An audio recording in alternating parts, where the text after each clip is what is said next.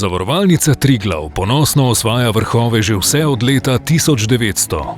Iz lokalne zavarovalnice smo se razvili v skupino Triglav z družbami po vsej regiji in mednarodno prisotnostjo kot pozavarovalnica. Postali smo vodilni na slovenskem trgu in v regiji Adria. Več kot 5000 zaposlenih deli našo vizijo, ustvarjamo varnejšo prihodnost. S hitrimi, enostavnimi ter zanesljivimi rešitvami in storitvami vam pomagamo iz težav kadarkoli in kjerkoli. Podpiramo športne dogodke in športnike, spodbujamo obetavne talente ter skrbimo za varnejše in čistejše okolje. Da osvajamo vrhove, moramo namreč vedno meriti više in narediti še več.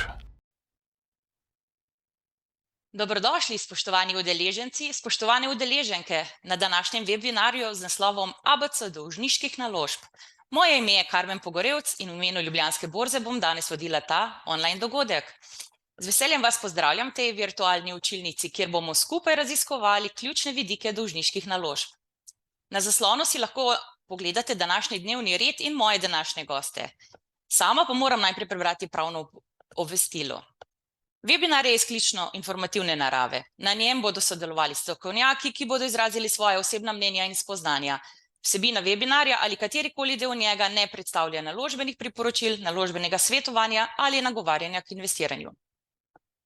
Dolžniške naložbe so ključen element vsakega dobro razpršenega portfelja, zato smo se odločili, da danes posvetimo naš webinar razumevanju osnov tega zelo pomembnega naložbenega razreda.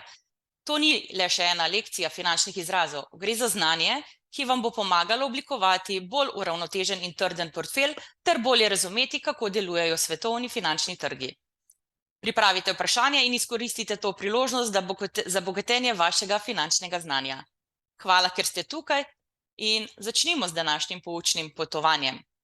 Ampak še najprej bomo lepa zahvala našemu glavnemu sponzorju in to je Zavarovalnica Triglav. Brez njihove podpore ne bi bilo mogoče organizirati današnjega dogodka. Sedaj pa vabim, da se mi pridruži Matjaž Lorenčič, član uprave borzne hiše Ilirika. Danes nam bo predstavil, če so dolžniški vrednostni papirji prebojan naložbeni razred.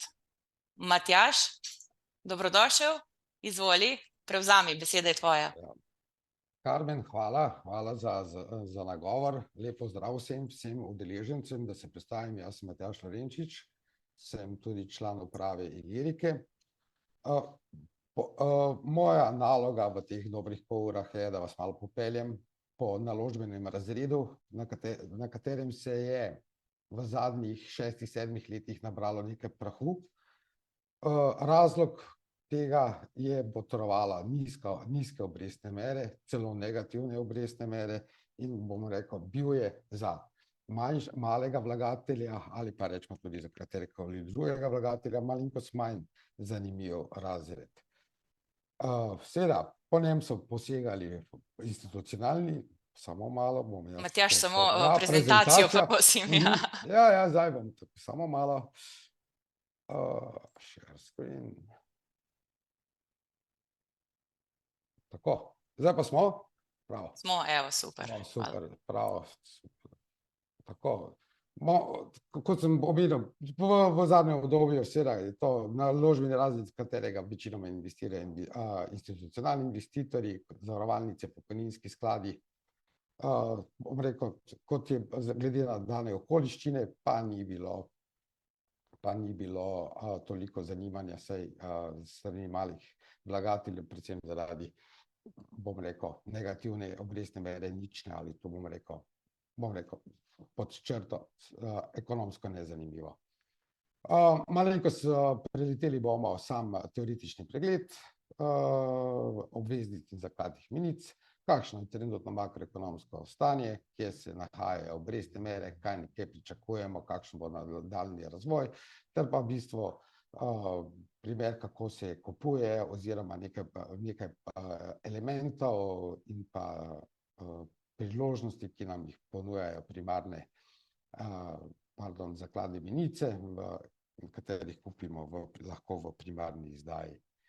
No, pa začnemo to majhno potovanje skozi to obveznice, kot vemo, in za obveznice in za menice, zakladne menice, so dolžniški vrednostni papirji, Dejansko to je kreditno-upniško razmerje med posojilodajalcem in posojilojemalcem. Bom rekel, ločimo jih na korporativne, podjetniške in pa državne obveznice in pa za obveznice tudi precej je pač pomembno, da vnaprej vemo, s kakšnim donosom se lahko v bodoče srečamo.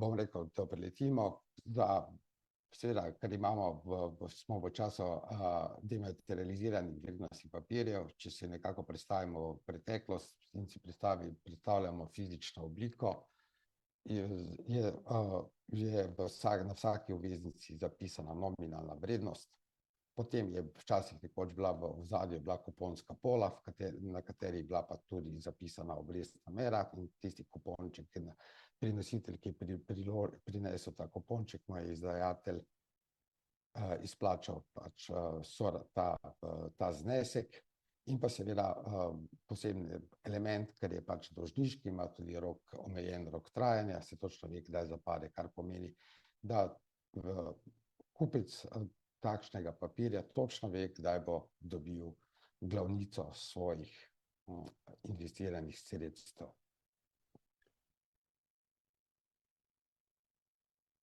Kaj imamo v bistvu, na primer, pogledamo malenkost državne obveznice, seveda državne obveznice in pa tudi zakladne menice, ki jih izdajajo države, ministrstva, predstavljajo večinoma celotnega trga. Mislim, so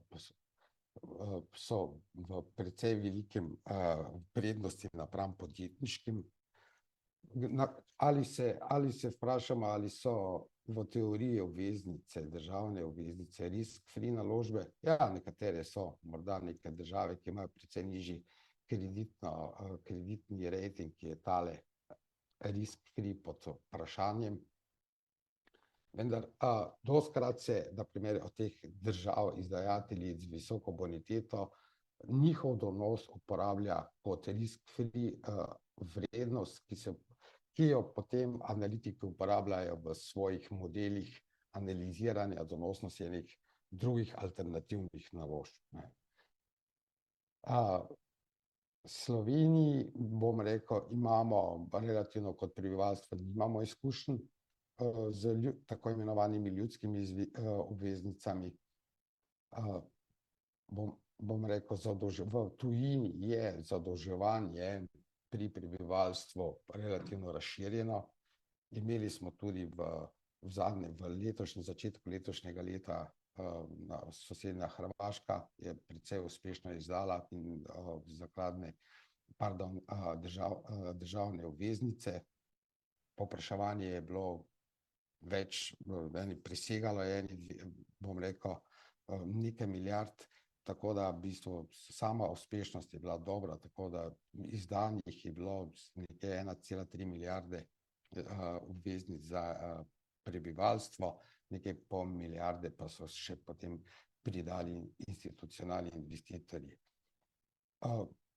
Bom rekel, če se vrnem nazaj, bom rekel, najverjetneje v medijih zaznavamo, da se tukaj tudi Slovenija se tudi počasi odloča za to, najverjetneje bomo v neki bližnji prihodnosti tudi morda se srečali z tem. Gotovo bo tukaj prebudilo, takšna kampanja bo prebudila določeno zanimanje, zato je tudi namen teh seminarjev, tako da malo odgrnemo, osvežimo znanje in spoznamo prednosti določene pasti investiranja v dolžniške vrednostne papirje. Kakšna je v bistvu tukaj, če se malo pogledamo naprej, v bistvu neposredni vpliv na donos obveznic? Kaj je tisto, kar določi obrestno mero, kuponsko obrestno mero? Prvo je gotovo kreditno tveganje izdajatelja. Izdajatelj z višjim z nižjim kreditnim tveganjem, to pomeni z boljšo boniteto, se lahko ceneje zadolži. Analogno, za slabšim mora ponuditi nekoliko višjo obrestno mero, s tem kupci nekako upravičijo večjo nagrado, večji donos napram nekoliko višjemu tveganju. Na sam donos vpliva ročnost. Imamo seveda, bom tako rekel, najbolj enostavno razmišljanje, daljša kot je zapadlost, nekoliko višja bi mogla biti obrestna mera. Vendar v teoriji, bom rekel, delno drži, v praksi pa imamo konkavne in konveksne oblike, pa morda mogoče nekoč v nekem drugem seminarju še to se dotaknemo. Ampak kakorkoli, v teoriji če se za daljši čas odpovem svoji likvidnosti, pač pričakujem večjo nagrado. Kot sem še enkrat povedal, ni čisto tako, ampak to je to. Drugo, kar je sama, je likvidnost, to pomeni na sekundarni, ali deluje tale sekundarni trg, kar pomeni vlagatelj, ki investira v dolžniški vrednostni papir, bom rekel, je seveda v situaciji, da ko kupuje, najverjetneje računa na to, da teh likvidnih sredstev v obdobju življenja tega papirja ne bo rabil, vendar na drugi strani se v življenje prinese neke nove okoliščine, nove potrebe, nove priložnosti in se tudi zgodi, da se pač morda kdo mora to naložbo prodati. Tukaj je zelo pomembno, ali ta trg deluje, ali so igralci likvidnostnega, vzdrževalci likvidnosti, oziroma je dovolj papir popularen med investitorji, da lahko hitro najdeš kupca, oziroma da najdeš kupca, ker ne boš mogel sprejeti preveliki diskont. Na sam donos pri izdaji pa gotovo vpliva monetarna politika, to pomeni obdobje, okolje, ker izdajatelj izdaja. Bom rekel, v lanskem letu smo bili priča enemu zelo burnemu obdobju, kjer so centralne banke močno posegle in dvignile obrestne mere v boju v bistvu proti inflaciji. Ta skok je bil en brutalnejših v rečemo nekem merjenju, rečemo zadnjih 50-70 let, kar pomeni, v nekaj mesecih je v bistvu smo šli iz referenčne obrestne mere nič ali blizu nič na nivoje 4 ali 5%, odvisno od države. Seveda takšne hitre spremembe v relativno kratkem času so za sabo potegnile močne turbulentno okolje na obveznicah. In naprimer, nekdo, ki je izdajal obveznico 2 leti nazaj, naprimer, je lahko dosegel na trgu mogoče odstotek letne donosnosti. Danes, bom rekel, se države ali pa rečemo podjetja, če pa rečemo samo države, zadolžujejo nekje okoli na evropskem območju okoli 3, v Ameriki okoli 5%, podjetniške obveznice pa imajo še en pribitek na te donose, tako da nekaj lahko govorimo od 100 baznih točk do 200 baznih točk za, bom rekel, podjetja z visoko boniteto, z nižjo boniteto so pa ti pribitki 300, 400 ali 500 baznih točk. To pomeni, da malo razjasnim, 100 baznih točk pomeni odstotna točka, tako da, kar pomeni 300 baznih točk, pomeni 3 odstotne točke pribitka, na 3,5 smo nekje 6,5. Tako da ta zadeva, to smo malo osvežili. Kakšni so pa, prej smo govorili o neposrednem, zdaj pa bom rekel, v posrednem donosu, je pa, to pomeni, prej sem že malo pomenil to fiskalno politiko, ki se prepleta med neposrednim in posrednim donosom. Gotovo je inflacija tista, ki nekako tudi posredno vpliva, če imamo galopirajoče ali pa visoke nivoje inflacije, seveda se ljudje, ki želijo svoj denar posoditi, vsaj nekako delno zaščititi, na drugi strani zahtevajo od trga nekoliko višji donos in pa ekstra pribitek. Drugo pa je globalna, mislim, ne globalna, ampak rečemo gospodarske razmere, kar pomeni, če imamo, bom rekel, slabšo ekonomsko sliko, je nevarnost, da bo subjekt imel razne določene likvidnostne težave, da bo težje izpolnjeval svoje obljube, ki se jih je zavezal pri sami izdaji, tako da takrat, bom rekel, se donosi zahtevan donos na trgu poviša in to tudi, rečemo, posredno vpliva na sam donos že izdanih dolžniških vrednostnih papirjev in seveda tudi tistih, ki so še ravno v pripravi oziroma želijo priti na trg. No, naslednje področje je seveda, bom rekel, marsikdo se tukaj malenkost zmede in zgubi, pa bomo probali še to stvar pojasniti, to je odnos med ceno in donosom obveznice. Prvo, kar je, če si malenkost postavimo, pa si probamo predstavljati, delali bomo v bistvu v enem laboratorijskem okolju, zato številke so izmišljene, dogodki so izmišljeni, samo da boste lažje razumeli ta odnos, je prvo, kar je. Če govorimo danes o nekem vrednostnem papirju, rečemo, da je dvoletni vrednostni papir, če stranka ga danes se odloči investira in ima donos 5%, in kaj se zgodi in ga drži do kraja, v bistvu na njega kakršnekoli gibanje cene nima vpliva. To pomeni, investirajo 100 evrov, po prvem letu dobi 5 evrov obresti iz naslova kupona in drugo leto, kot dolžniški papir zapade, dobi še dodatnih 5 evrov za tisto drugo leto obresti in pa glavnico. Tako da v bistvu zelo nevtralna pozicija. Seveda, stvari se malenko zakomplicirajo, kadar se bi stranka odločila za vrednostni papir, da bi to obveznico prodala v času njenega življenja in pa pride do nekih naglih ali pa sprememb v ekonomskem monetarnem okolju oziroma pa tudi, ali tudi samo morda bistvene spremembe glede izdajatelja. Ta razmerje je obratno sorazmerje. Bomo probali to malo pogledati.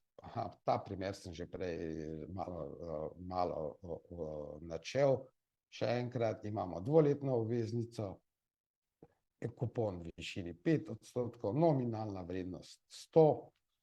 In zdaj pogledamo situacijo, kaj se zgodi v primeru, da stranka je kupila, dan nakupa je kupila vrednostni papir z tem donosom in naslednji dan, še enkrat opozarjam, to je laboratorijsko, naslednji dan se drastično spremenijo razmere. To pomeni, naenkrat zahtevana donosnost poskoči na 10%.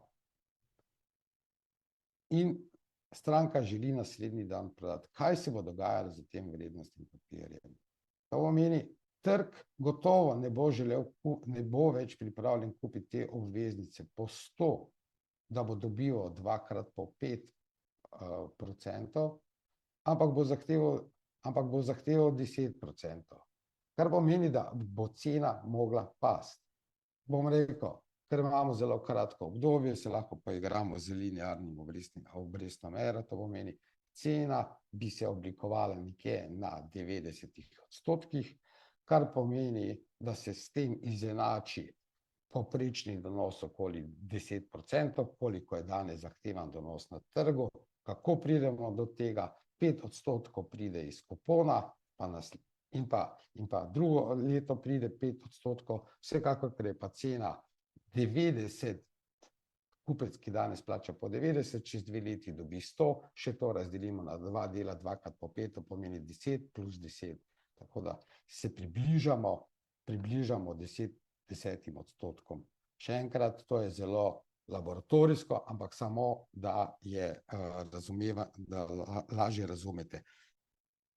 Obratno, imamo tudi obratno situacijo, to pomeni, da v primeru, da bi prišlo do samega znižanja tehle zahtevane donosnosti, pa rečemo, da bi se spustila na 2,5%, kar pomeni, bi obveznica takoj začela kotirati s premijo, to pomeni analogno, kot smo prej računali, če zdaj preračunamo, kje bi se ta cena bila pri zahtevanji, to pomeni obveznica za 5%, dvoletna, bi se takoj oblikovala cena nekje na 105, kar pomeni,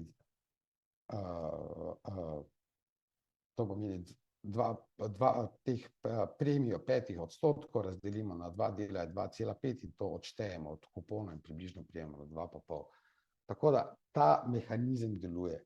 Tu bi še rad izpostavil nekaj. Tu, ko smo v tem in opazujemo to razmerje med zahtevanim donosom, izdanim donosom in pa tržno ceno, tukaj dobimo tudi odgovor, zakaj so kratkoročne obveznice manj senzibilne na spremembe obrestne mere kot dolgoročne obveznice.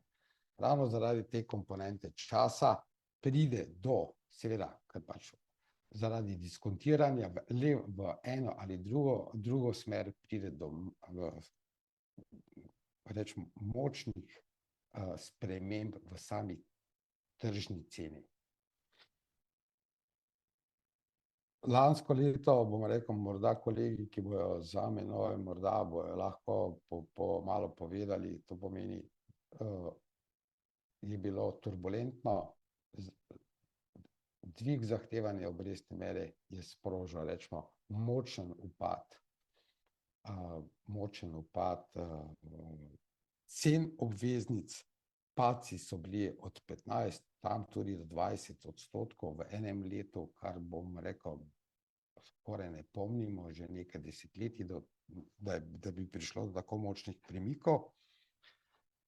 In tukaj tudi morda je pomembno opozorilo, da vseeno tudi, če so obveznice po teoriji varne naložbe, ja, bom rekel, z neko omejitvijo, če jo držiš do kraja, seveda nisi ravno vpleten v ta nihanja cene, če pa si primoran prodajati, pa lahko pride do, rečemo, pozitivnih ali pa negativnih učinkov. So ta nihanje tečaja, seveda je pa precej interesantno tudi z vidika investiranja, to pomeni doseganja nekih kapitalskih dobičkov, kar pomeni, ja, tudi z obveznicami se da ustvarjati kapitalske dobičke, seveda še enkrat opozarjam, da se pa tudi pridelati kapitalsko izgubo. Tako da to samo malo. No, tukaj bi rad vam malo prikazal, v bistvu govorimo o enem ETF-u, ravno to, kar se je dogajalo za njihovo ceno, to pomeni, to je neposredno kaže, kako ima vpliv dvig obrestne mere, v bistvu negativni vpliv nad samo ceno. Ta ETF pokriva 20-letne ameriške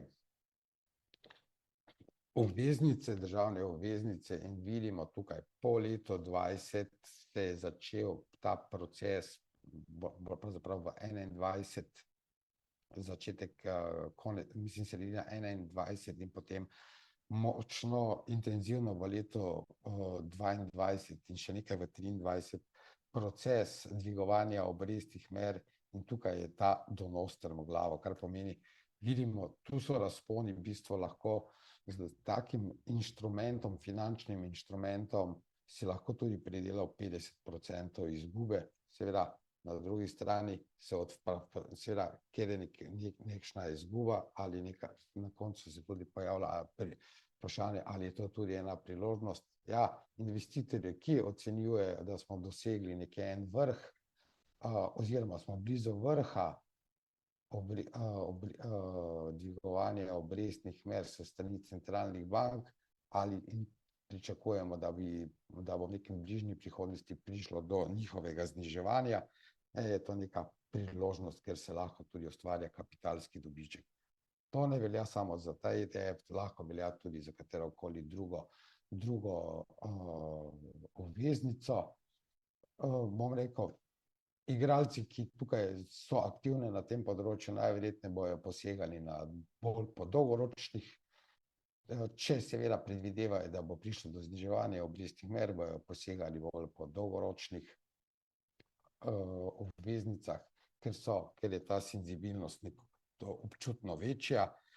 In ja, bom rekel, trg ponuja neke priložnosti, seveda na drugi strani imamo tudi neka tveganja, da na primer bo obrestna mera obstala na daljše obdobje na tem nivoju, a morda bi se, če se bi kaj zakompliciralo, lahko se še zgodi še kakšen dodatni dvig, no seveda potem nastane lahko ta tudi naložba ne bo, na primer, toliko dobičkonosna, koliko smo si na začetku zadali, ali pa lahko celo pridelaš izgubo. Tako da bom rekel, tukaj bom rekel, če se odločiš, da boš aktivno na sekundarnem trgu, je potem potrebno precej nekega analitskega pristopa in malo nekega vedenja, kaj početi.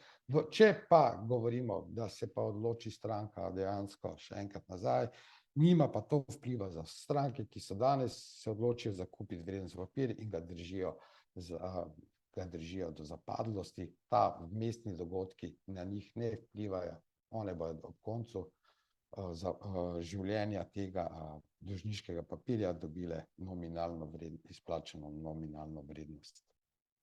Samo malo da pogledam. Še malo. To je to. Bom rekel, kje so zdaj tisti, da se še pa malo gremo proti zakladnim menicam. Seveda, logika delovanja mehanizma je identična. Velja to, kar sem prej omenil za vse dolžniške vrednostne papirje. Zdaj samo pogledamo, kaj so, kakšna je razlika med zakladnimi menicami in obveznicami. Bolj ali manj, bom tako rekel, izdajatelj je država. Bom rekel, če je država z dobrim kreditnim ratingom, je tveganje nizko in kar je najbolj pomembna komponenta, zakladne menice so kratkoročni vrednostni papir. Večinoma njihova ročnost je 3, 6, 12 mesecev. V Sloveniji pa poznamo še eno izjemo, ki se ne izdaja pogosto, ampak bom rekel z malo večjim razkorakom, to so pa še 18-mesečne. Ampak v teoriji oziroma imamo pa 3, 6 ali 12-mesečne, to je tisto, kar je pomembno. Zakaj so, in potem eno vprašanje, zakaj se je prebudil ta trg slovenskih zakladnih menic. V bistvu, pogledamo črto, na depozitih bank imamo v bistvu 25-26 milijard z naslova gospodinjstev, nekaj milijard še imamo iz naslova gospodarstva, tako da bomo rekel, bančni trg je visoko likviden. Banke imajo zaradi visoke likvidnosti eno pač prednost, to je pa seveda odločitev, kako bojo delovale na tem segmentu, je gotovo njihova avtonomna odločitev, vendar, če pogledamo pod črto, v bistvu nekako niso darežljive, zato pač vlagatelji morajo poiskati neke alternative. To pomeni, mislim, da bom rekel, to je res moje osebno mnenje, da je počasi minil čas, da bojo ljudje prišli kar na banko, podpisali eno depozitno pogodbico in v bistvu opravili to skrb in prejeli neke zadovoljive ali pa solidno obrestno mero. Mislim, da je nastopil čas, kjer bo pač vlagatelj mogel sam poskrbeti, če bo želel imeti en soliden donos, kar pomeni, potrebno se je izobraževati, pogledati, poiskati neke tržne priložnosti, imeti eno razsodno mejo razuma med, rečemo, med tveganjem in pa donosom, upoštevati neke osnovna pravila finančne, osebnih financ in bom rekel, ja, je to, ta naloga je zdaj prenešena na samega posameznika in bom rekel, mimo so časi, ker si pač šel na banko, pa tam podpisal eno deponiral, mislim, depozitno pogodbico podpisal, pa čez 1 leto spet obiskal banko, pobral obresti. Tako da, ja, zadolževanje, bom rekel, in s tem se je tudi prebudilo zanimanje za zakladne menice.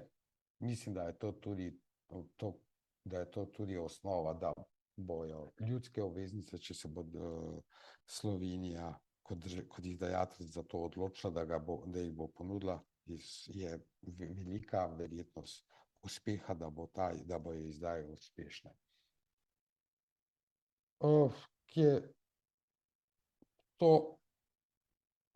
Seveda, zakladne menice, če še samo malo dotaknemo, ja, seveda, kot Ilija rekel, to moram povedati, mi smo tudi primarni vpisnik, tako da, bom rekel, stranke lahko dobijo vse relevantne podatke, vse izračune, vse, bom rekel, detaljne zadeve, ki so povezane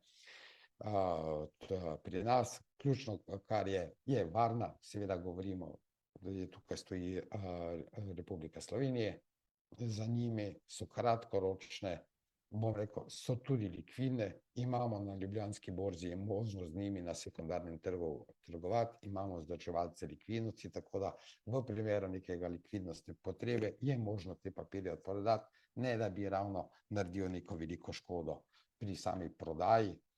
So, bom rekel, en od elementov sestave osebnega portfelja. Do zdaj tega nismo poznali, ne bom se ponavljal, okoliščine so bile takšne, da pač ne boš imel papirjev z ničnim donosom.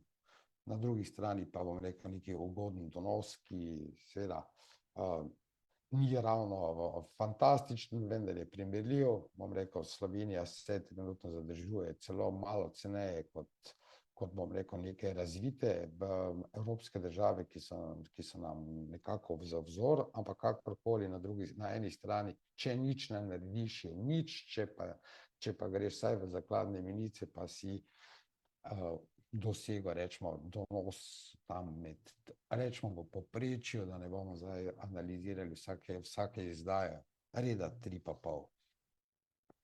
Tako da,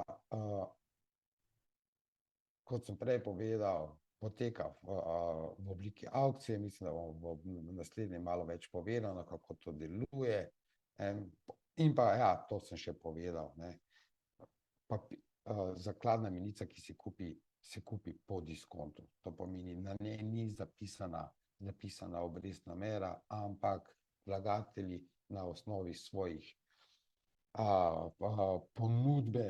ponudbe izdajatelj oblikuje v bistvu neko enotno ceno, ki se prepoznava v diskontu, kar pomeni izdane nominalne vrednosti so 1000, po domače, če bi govorili enoletna, in če imamo 3,5 zahtevan donos v enem letu, se bi cena oblikovala na nivoju tam 96,5%, kar pomeni, da ta razlika je donos.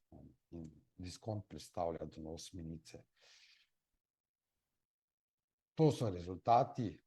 Bom rekel, letošnje leto je malo specifično, v decembru nikoli ni na sporedu s strani Ministrstva za finance izdaje zakladnih menic, je pa res, da je tudi novembrska bila preklicana, to so nekje rezultati, če pogledamo od zgoraj, imamo 3, 6 in 12 mesečno, donos je 3 in 3,5, to pomeni, kot sem prej omenil.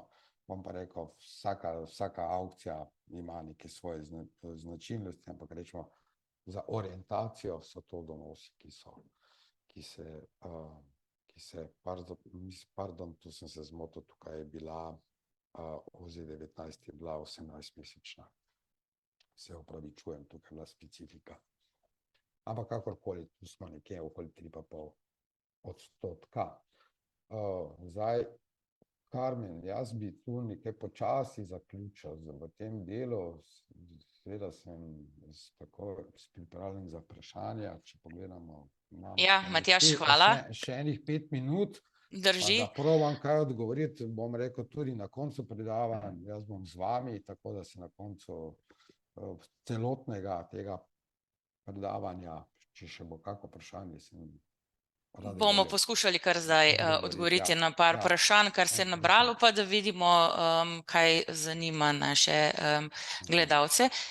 In sicer, kako lahko mali vlagatelji izberejo ustrezne dolžniške naložbe glede na svoje pač cilje in časovni horizont, torej komu bi priporočali, oziroma če je nekdo na začetku svoje kariere ali kaj bi priporočali nekomu, ki je bolj pri koncu. Ja, pogledajte, tukaj ne bom rekel, v svojih skoraj 30 let sem na trgu, pa bom rekel, da se včasih malo od te teorije v bistvu oddaljujem. To pomeni, najverjetneje za mene ne velja neko pravilo, kot je bilo včasih, koliko si star, toliko imej dolžniških vrednostnih papirjev. Mislim, da se malo svet spreminja.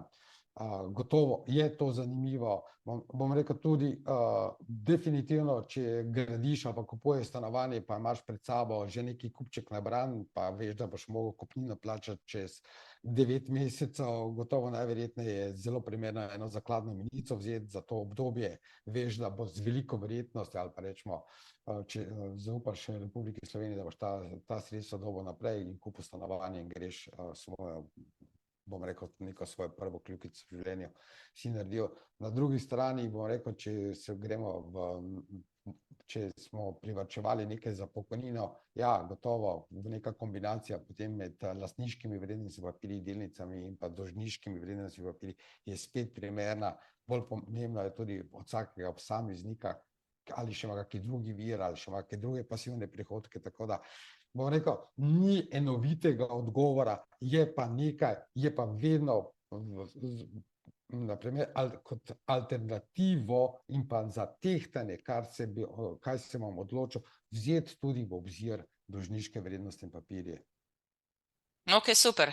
Za tale v bistvu bolj poglobljen pogled, kar je res, teorija nekaj pravi, v praksi je pa mogoče drugačna situacija in vsekakor je treba pač pogledati vsakega vlagatelja posebej in njegov osebni vidik. Dajmo nadaljevati. Stroški, torej kateri so osnovni stroški povezani z dolžniškimi vrednostnimi naložbami in kako ti stroški vplivajo na končni donos vlagatelja? Ja, poglejte, če gremo pri zakladnih menicah, zakladne menice so relativno ene najcenejših, bom rekel, govorimo danes o nekaj 10 evrih, so celi vsi stroški v življenju ene zakladne menice, kar pomeni, seveda, če se stranka odloči za investirati 1000 evrov, najverjetneje spet to še vedno ni najbolj optimalno, kar pomeni, bom rekel, ja, kje je tista točka preloma, kjer postanejo stroški, bom rekel, skoraj zanemarljivi pri zakladnih menicah, govorimo tam od blizu 10.000 evrov je tista enota investiranja, ker govorimo, da tistih 15-20 evrov ne vpliva. Seveda, ne smemo pozabiti na druge stroške, da je pač potrebno imeti trgovalni račun, papirji in pa nekaj malega še pride iz tako imenovanega safekeeping, tega vzdrževanja. Ne vzdrževanja, vzdrževanja stanja. Stanja, hvala. To pomeni, ampak govorimo tukaj nekaj promilih, tako da, če pod črto pogledamo za življenje enega pri 10.000 evrih, bomo govorili danes o nekaj 20 do 25 evrih teh stroškov, tega plus tega, pač da imaš vodenje računa, rečemo poprečno 25 evrov, ampak dobro, račun lahko še uporabljaš še za kaj drugega, ni samo za ta vrednostni papir, lahko še imaš kakšno, da kupiš kako delnico, ampak kakorkoli, če bi rekli solo, da gre samo dolžniške vrednostne papirje, bom rekel, je potem strošek 50 evrov. In ta 50 evrov na 50.000, to pomeni 0,5 10.000, više, ko greš, ker so nekje seveda je manjši. So stalno omejeni stroški, pri 1000 evrih pa ima to neki vpliv že, kjer je zaznal, ki ga lahko zaznamo. Ja, super, hvala za razjasnitev. Ja. Dajmo še tukaj le enkrat, mogoče samo ta diskont pri zakladnih menicah, ne. Torej, konkretno tukaj gledalec sprašuje, pri zakladnih menicah, kjer pravite, da diskont predstavlja donos, imam vprašanje, ali to pomeni, da za 12-mesečno menico s 3% donosom plačaš samo 970 evrov in po enem letu dobiš izplačano 1000 evrov? Odgovor je da. Evo. Pravilno, to pomeni, tako je, z diskontom se kupuje. To Super. pomeni, tu bi samo malenkost podal eno to, kar pomeni, ko se organizira avkcija in ko se skliče, ko se odpre to 2-3-urno vrata, kjer Ministrstvo za finance izbira ponudbe, stranke same podajo, po koliko so pripravljene posoditi svoj denar. Na osnovi zbranih ponudb izdajatelj pogleda, kje je točka oziroma masa in po kateri ceni se on je pripravljen zadolžiti oziroma nekako zasleduje svoje interne cilje, kaj vem, moram zbrati 50 milijonov in za teh 50 milijonov je toliko ponujenega in naprimer reče, sprejmemo 50 milijonov, izdamo po referenčni ceni, po enotni ceni 3,5. Kar pa mi stranka, ki je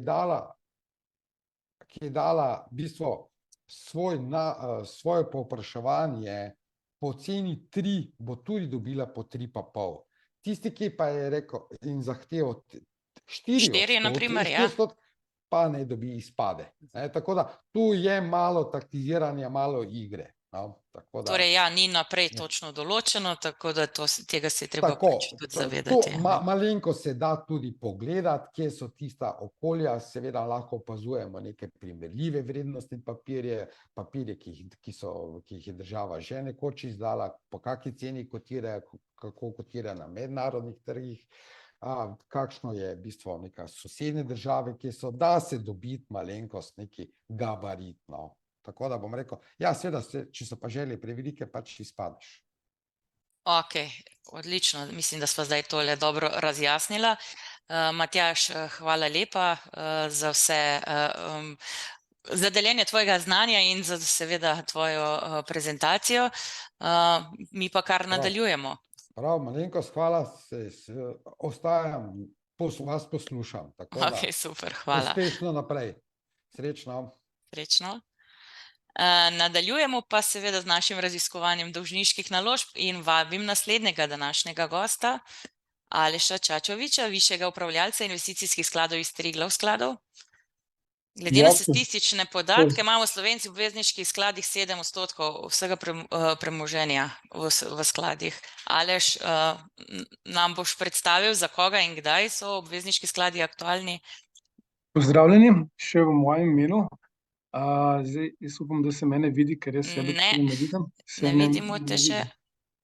Aha. Evo, zdaj pa bo. Tako da malo bolje, ne? Ja. Ja, hvala, Karmen, prvo kot prvo za vabilo na ta webinar, da malo povem o obveznicah. Mi je v veselje. Mogoče par besed samo o meni, jaz sem s tem področjem, zdaj se ukvarjam že cirka, reci piše tam 10 let, sem pa drugače v financah, zdaj bo že tudi že okroglih 20 let. Sem pa zdaj že nekaj časa v poziciji vodja upravljanja z dolžniškimi naložbami, to se pravi z obveznicami, z dolžniškimi portfelji, obvezniškimi skladi. In to sem pa zdaj že 3 leta približno pri Triglav skladih in upravljam več portfeljev, od tega sta 2 sklada, ostalo so pa podportfelji. Evo, odlična oseba za naš webinar, tako da te kar vabim, da deliš svojo prezentacijo. Tako, glih zdajle gledam, da bom jaz tole delil. Samo evo. Takole. Ok, zdaj... Še sam prosim, če daš na presenter mode. Se vidi? Ja, odlično. Ok.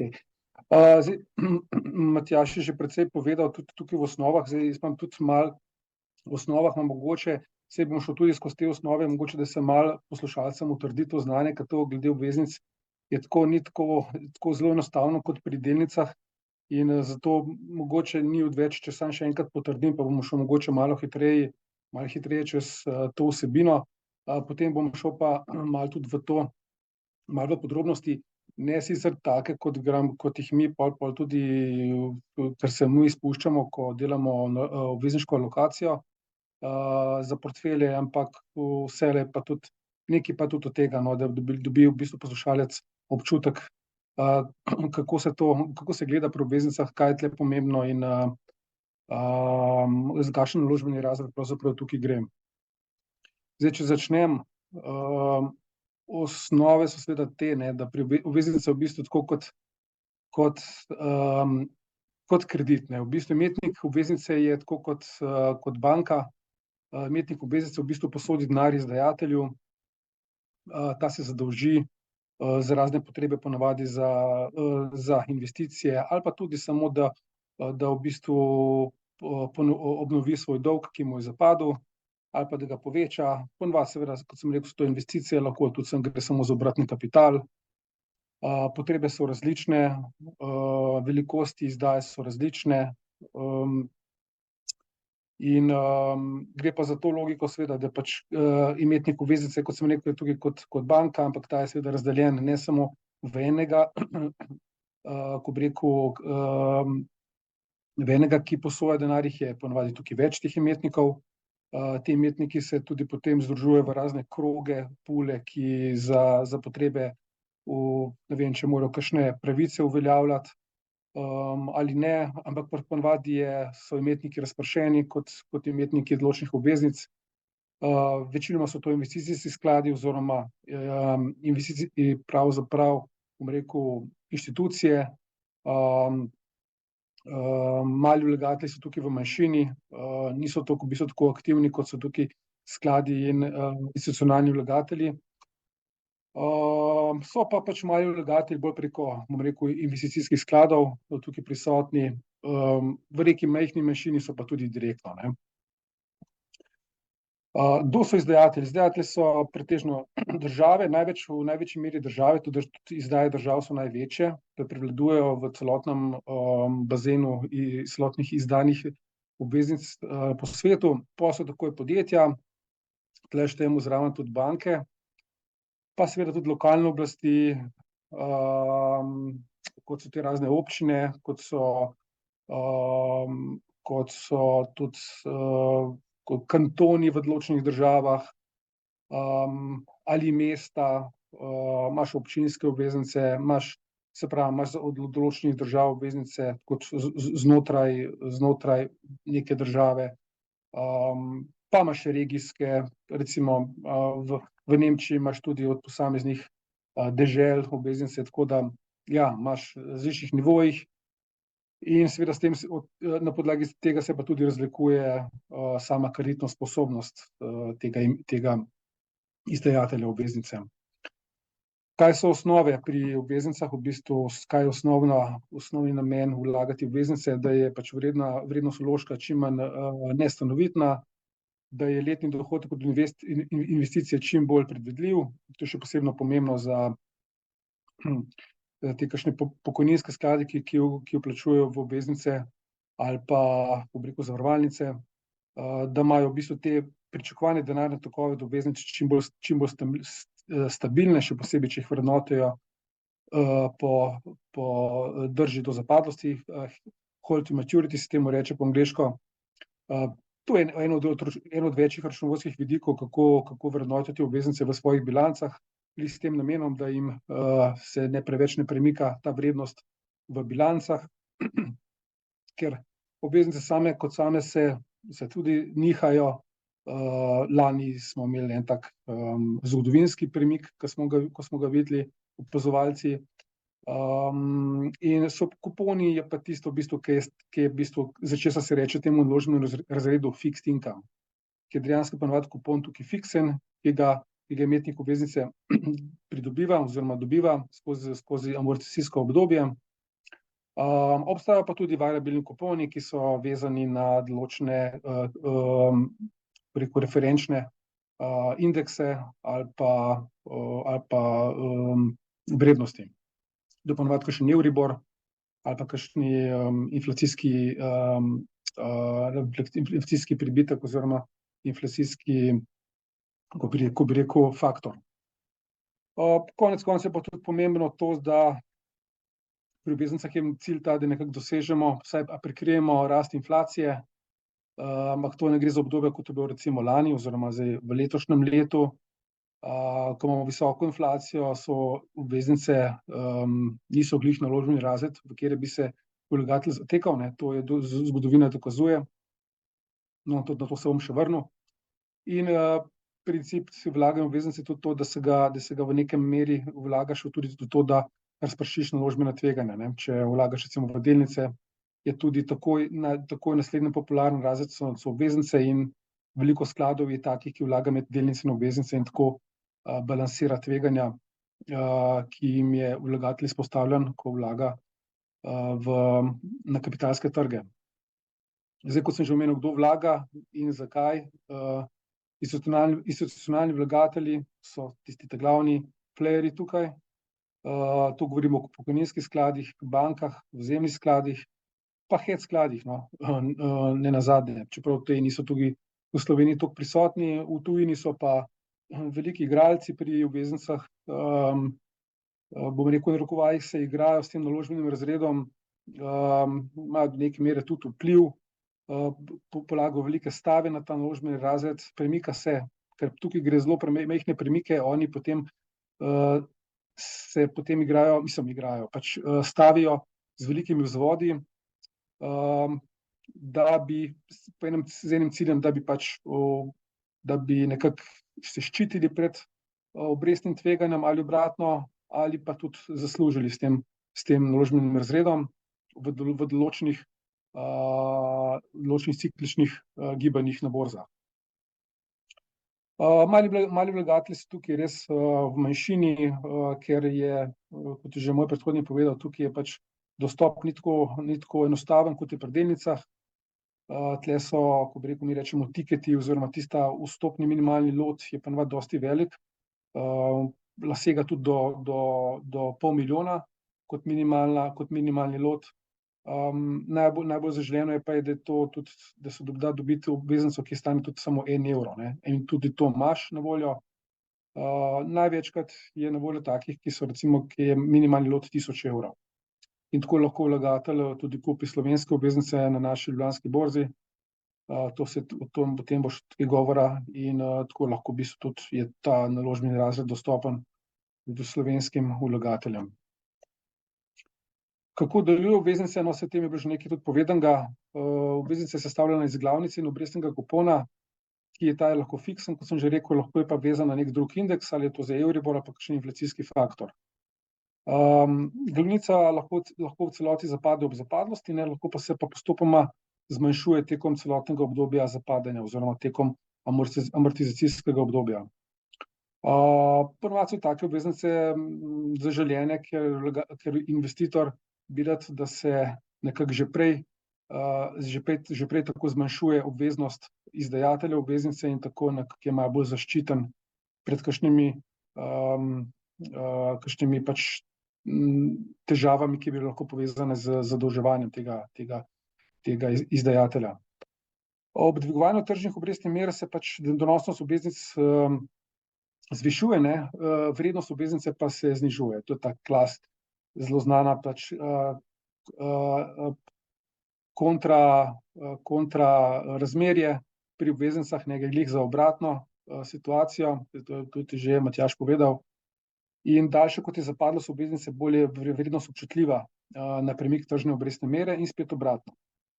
Zakaj? Pač zato, ker daljše, kaj je zapadlost obveznice, daljši je tukaj denarni tok, ne, če je razporejen samo za 2 leti ali pa če je amortizacijski načrt je dolg recimo več 10 let, je seveda potem ta glavnica, vrednost te glavnice, tržna vrednost tako občutljiva, ker je toliko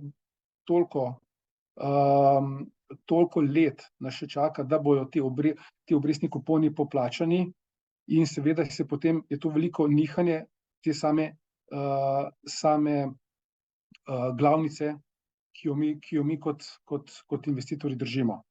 Zato, ker je pač, seveda, vemo, da vrednost denarja, bolj kot je oddaljena prihodnost, bolj občutljiva na obresti.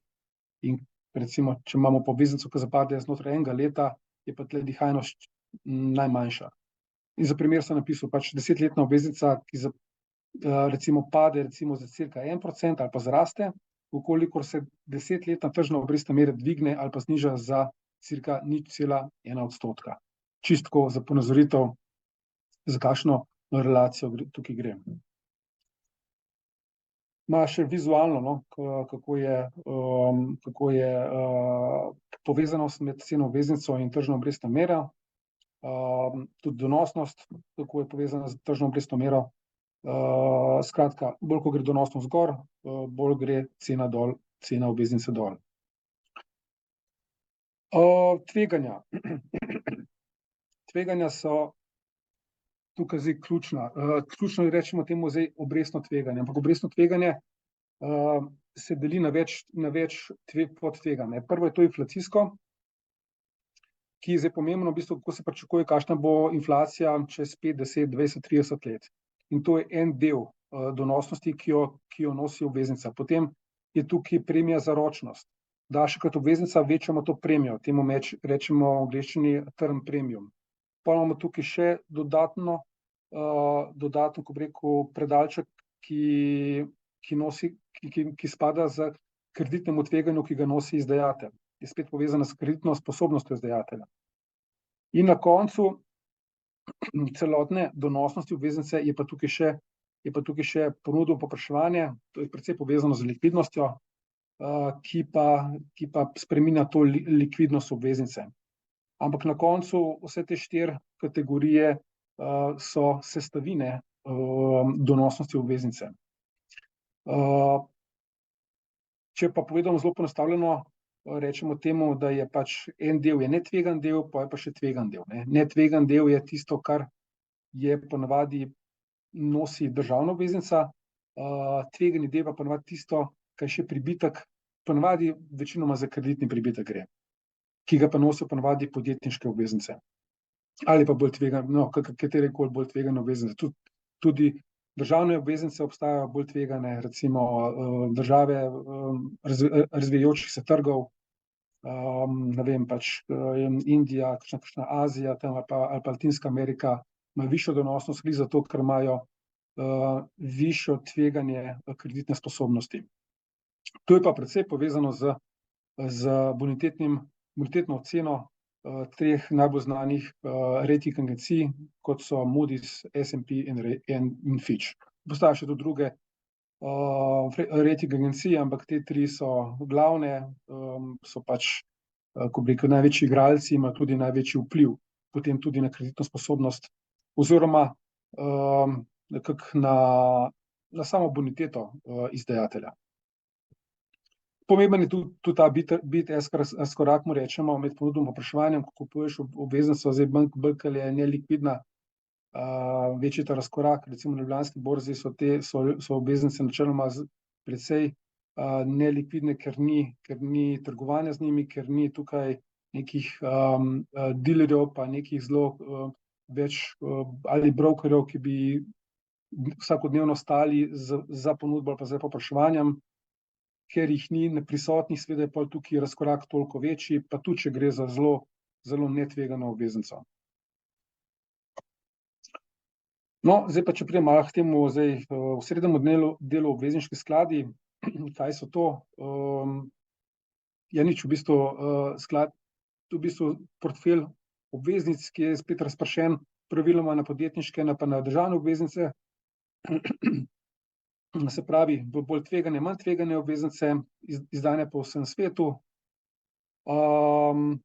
S takim razpršenim portfeljem vlagatelj pač zmanjša tveganje nihajnosti, posledično se izjemno dobre ali slabe naložbe imajo manjši vpliv na portfelj in donos portfelja se bolj približa donosu nekih referenčnih indeksov.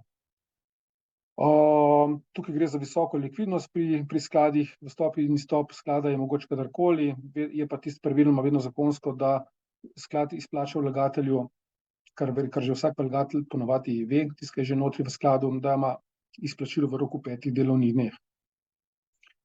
In tako je recimo obvezniški sklad zelo privlačna naložba, če hoče vlagatelj iti v obveznice, da se ne ukvarja s tem, kje bo zakupil obveznico, pa da bo prišel do nje, da ne bo tista minimalni lot prevelik za njega. Enostavno pri obvezniškem skladu tega problema nima, kupi eno točko, 2, 3, koliko potrebuje in vstopi v njega. Tukaj notri je lahko samo, recimo, tudi samo 25-30 naložb v takem skladu, lahko je pa tudi več tisoč. Sklad si pa se za to svojo storitev zaračunava upravljalsko provizijo, potem je tukaj še tudi skrbniška provizija in to so pa pač stroški, na katere mora vlagatelj računati, ko se odloči za obvezniški sklad. No, za en primer smo dali naš Triglav obvezniški sklad, kako izgleda pač razpršenost naložb po državah, po sektorjih. Med temi klasičnimi tveganji spada v drugi razred podtveganih od 7. Ta tveganost je vezana bolj na nihajnost. Povprečno trajanje vseh naložb sklada, vseh obveznic je dobrih 6. Zdaj ga dvigamo, to trajanje, nad primerljivim indeksom, ravno zato, ker se privlačnost dolgoročnih obveznic vse bolj so zanimive. V takem obdobju, ko so obrestne mere dovolj visoke in je potencial, da se znižajo, dovolj velik. Donos do dospetja samega portfelja, ki se računa iz vseh obveznic v portfelju, je pa tam okoli 3, slabe 4, 3,7, 3,75 trenutno. Struktura sklada recimo je večinoma so srednjeročne obveznice, to pomeni tam od 2 do 10 let. Dolgoročne se razsmatrajo tiste, ki se zapadejo nad 10 leti, kratkoročne tiste, ki zapadejo do 2 let. Za koga so kdaj primerne obveznice in obvezniški skladi? Za vlagatelje, ki recimo želi dolgoročno zmanjšati nihajnost in donosnost svojega portfelja, ali pa želi investirati srednjeročno oziroma se mu naložbeni horizont skrajša tam pod 5 let. Zato velja, da recimo te skladi, ki se jim rečejo skladi življenjskega cikla, ki se nekako sestavljeni tako s takim programom, da vlagatelj, ki doseže neko dovolj visoko starost, se mu struktura portfelja vedno bolj približuje bolj varni strukturi oziroma taki, ki je bolj polna obvezniških naložb. In bolj mu zapada ta produkt investiranja v investicijske sklade za potrebo, recimo izplačila dodatka pri pokojnini. Na koncu obdobja bo imel ta sredstva večinoma investirana samo še v obvezniških skladih, ponavadi je tako. Naravno gre zaradi tega, ker obveznice so mišljene bolj za kratek rok investiranja, tam pač do 5 let, to je praviloma. Se pravi, je pa tudi tako, lahko pa tudi vlagatelj dolgoročno vlaga obveznice, zato da ima sam portfelj manj nihajoč. Vlagatelji, oziroma to so že profesionalni vlagatelji, tisti upravljalci, ki upravljajo sklade in pač kakršnekoli večje portfelje, pa z obveznicami lahko tudi taktizirajo, da jih nekako povečujejo v portfeljih, ko se na horizontu pričakuješ recesija, ampak to recesija, ko govorimo, ki vpliva negativno na nizko inflacijo oziroma znižuje inflacijo celo v deflacijo. Ne v momentih, ko imamo recesijo, ki je povezana z visoko inflacijo, kot smo imeli recimo lani, ali pa predvsem lani, pa predlani. Takrat so obveznice so v težavah in niso glih naložbeni razred, da bi se vlagatelj zatekel v njih, čeprav lahko prehitri do recesije. Tako obdobje smo imeli lani, ki je bilo za Evropo rekordno in ni beležila še takega obdobja, to bom še naprej pokazal. Amerika pa imela tako obdobje nekje točno pred 50 leti nazaj in glede na zgodovino imamo tako obdobje glede na vsakih 50 let, tako da računamo glede na zgodovino, da kaj takega, kot smo imeli lani, bomo mogoče imeli najprej čez 30 ali 50 let. Tako nas zaenkrat zgodovina uči. Strategije investiranja v obveznice, ja, so ta tri znane. Tu je že mogoče malo preveč podrobnost, mogoče za nekega splošnega vlagatelja, ker ne gre toliko podrobnosti, ni toliko zanimivo, ampak ne glede na to. Tle gre na to način, kako upravljalec v kakšne predalčke zapadlosti investira v obveznice, lahko investira samo v kratke, pa zelo dolge, pa potem med tem kombinira in se prilagaja glede na ciklične momente na borzah, ali investira samo v določen segment zapadlosti. V glavnem, to obstajajo različni načini, ampak gremo naprej. No, tole sem hotel pokazati mogoče, kako je z letnimi donosi z obvezničnimi skladi bilo v preteklosti, oziroma, bom rekel, indeksi, ne skladi. Tle imamo zgodovino, rdeča krivulja je ameriški agregatni obvezniški indeks, modra pa evropski, ker evropski je precej krajši, ker nima daljše zgodovine. Zato, če gledaš pa ameriškega, pa vidiš, da v bistvu takega padca, ko smo ga imeli lani, zgodovina sploh ne beleži. Se je sicer zgodil, ampak to so premiki, ki so bili točno koledarsko leto. Se je zgodil tam v 70-ih, nekje od sredine leta pa do sredine leta, in zato se ga tukaj ne vidi. Je bil skoraj tak padec, kot je bil lani, ker lani je bil okoli tam 15-17%. Ampak lani se pa prav vidi tako koledarsko, da je bilo res celotno leto tako zelo slabo, tako da res zapisati zgodovino in verjetno se še dolga leta bo govorilo o tako slabem letu, kot je bilo lani. Tako da statistično gledano je seveda veliko verjetnost, da bomo imeli zdaj pred sabo boljše obdobje za obveznice, ampak to gledano samo statistično, vsebinsko gledano je pa tudi so razlogi za to. Desno zgoraj pa sem naredil malo analizo, kako je bilo v preteklih, recimo 45 letih, odkar imam zgodovino za ameriške obveznice, za ameriške delnice je večja zgodovina. In če gledaš v to obdobje, je v zadnjih 45 letih bilo vsako tretje leto dobro za obveznice.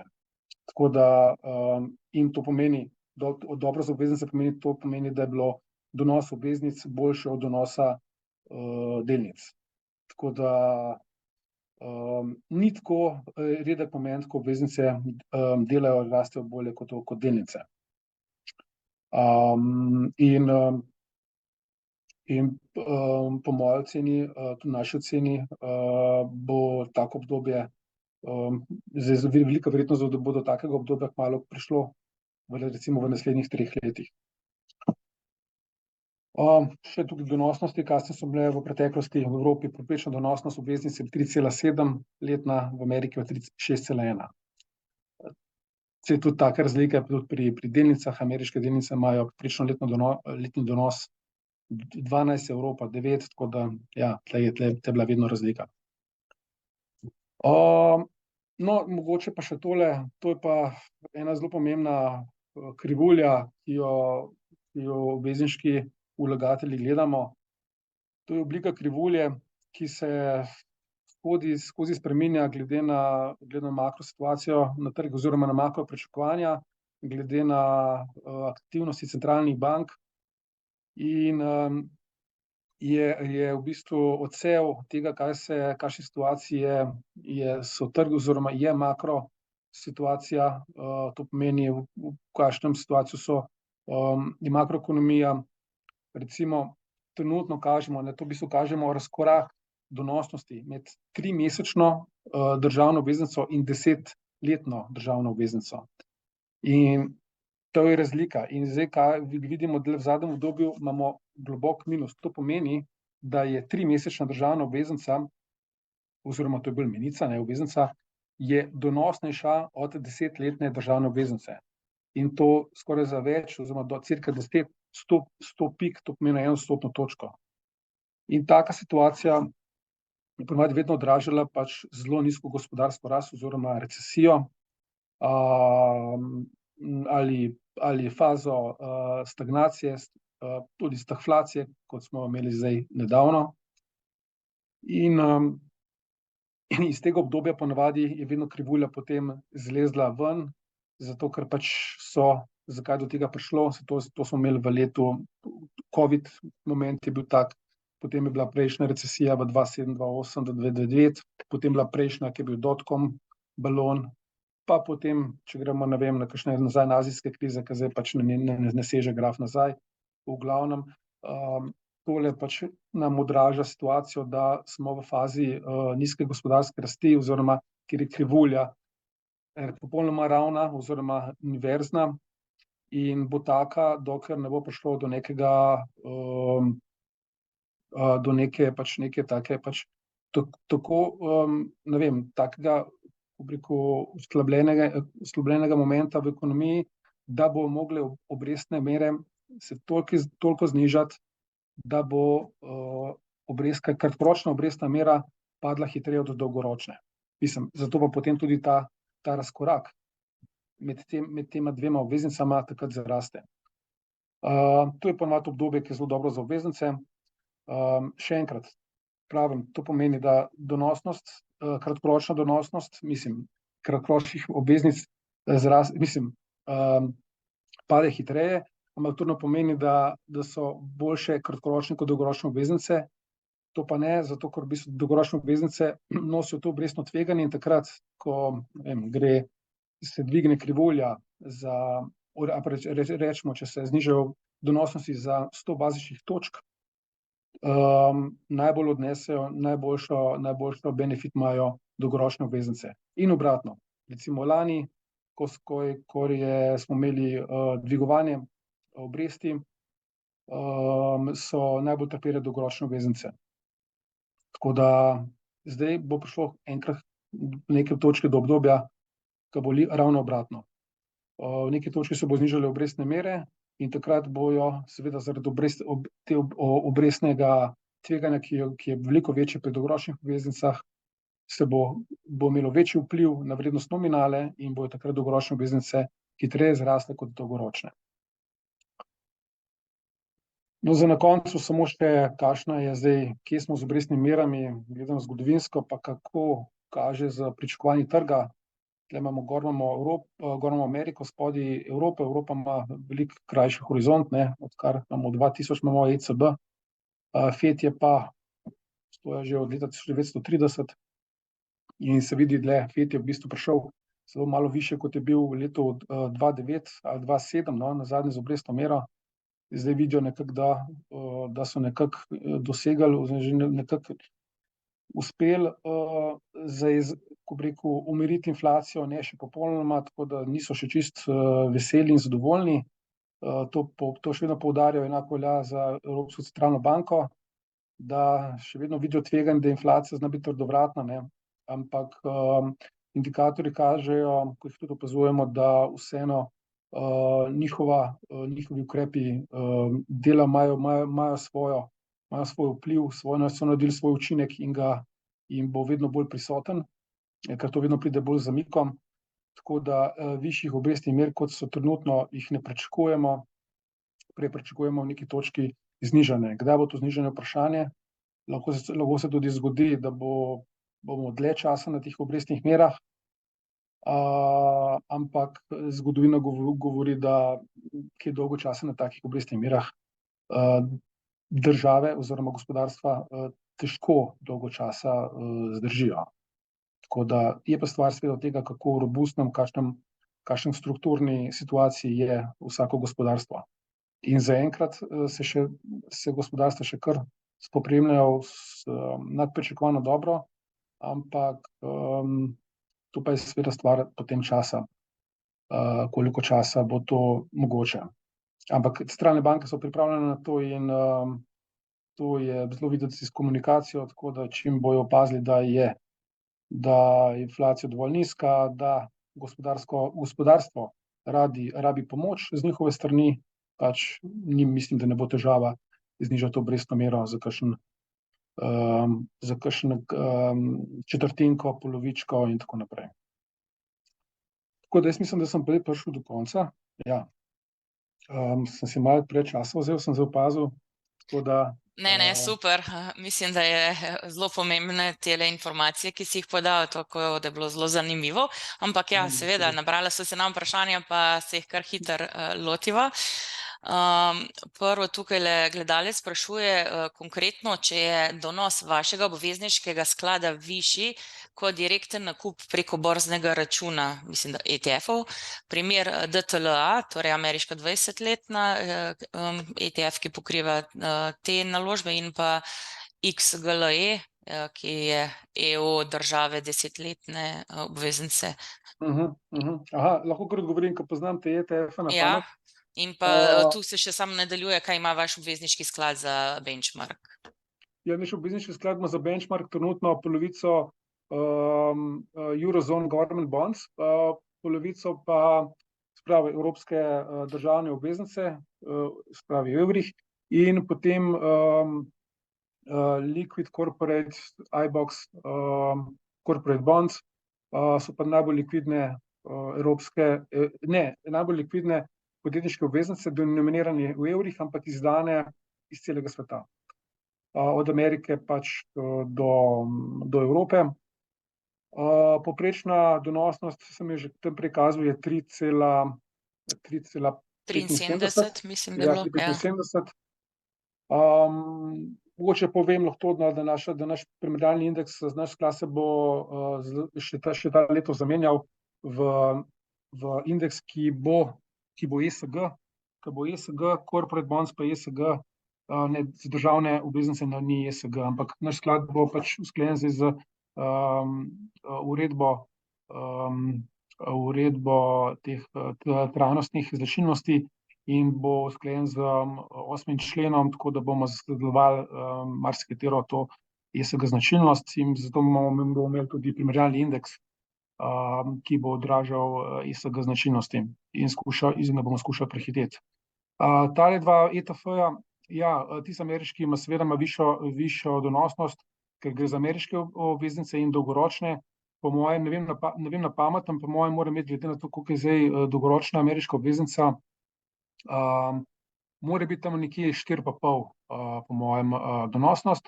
Ta drug, ki je bil predstavljen, to gre pa spet za evropske državne obveznice, kar je pa polovico našega portfelja.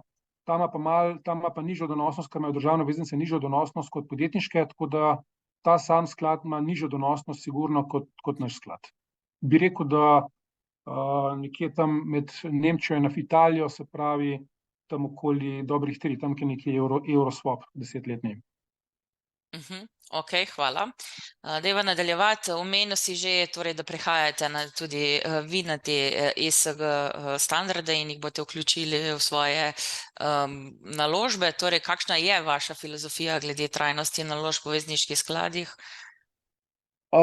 Naš primarni cilj bo v bistvu, da bomo z naložbami v bistvu s tem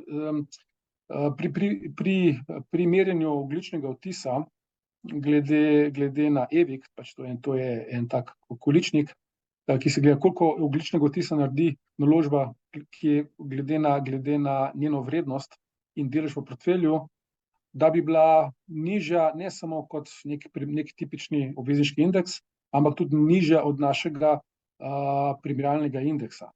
Naš primerjalni indeks bo imel že celo nekih zavez, da bo vsako leto za 7% zniževal ogljični odtis s svojimi naložbami. Mi bomo pa primorani v bistvu ne temu sam slediti, ampak tudi imeti še boljši performance v smislu zniževanja ogljičnega odtisa kot naš primerljiv indeks. To je zdaj ta glavna, to je e-značilnost, pravi environment, potem so pa še GPS značilnosti, se pravi social pa government, se pravi družbeni vidik, socialni vidik.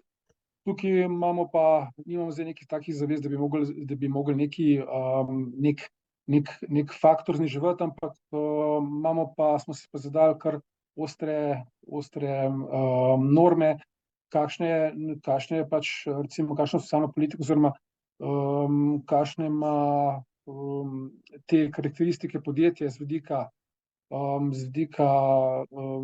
tako kot podjetje, z vidika, ne vem, doseganja kako imajo strukture v naložbenih odborih, v nadzornih svetih, v upravah, kakšna je zasedenost ženskega spola v odločnih odborih.